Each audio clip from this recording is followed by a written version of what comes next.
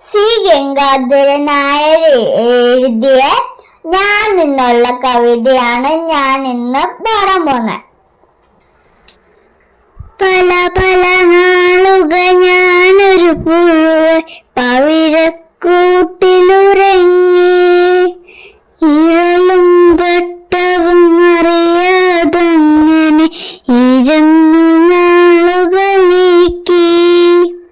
അരളിച്ചെടിയുടെ ഇല തന്നടിയിൽ അരുമക്കിങ്ങിനി പോലെ വീശും കാറ്റത്തുളകി തുള്ളി വീഴാതങ്ങനെ നിന്നു.